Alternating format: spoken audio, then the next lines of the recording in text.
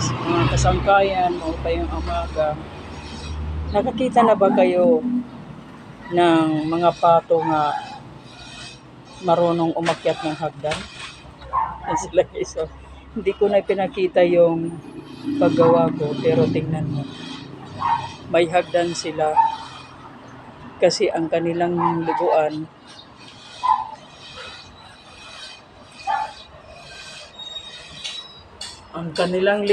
ay napakataas.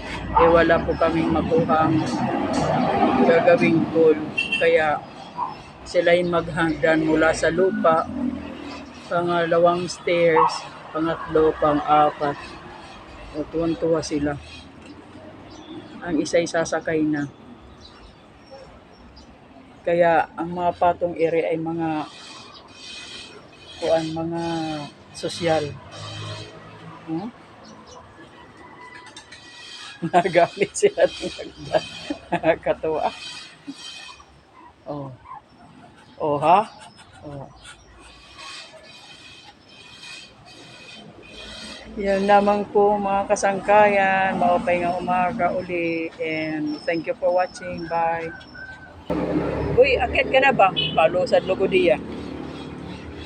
Bababa tuloy siya. Ultimo pato na panaginipan ko to eh. Wala na, bumaba na sila.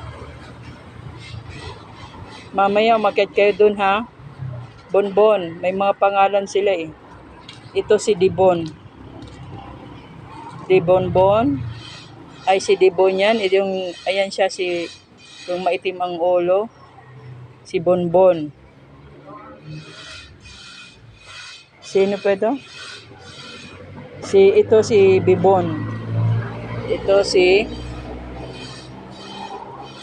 Dibon. Dibon, Bonbon.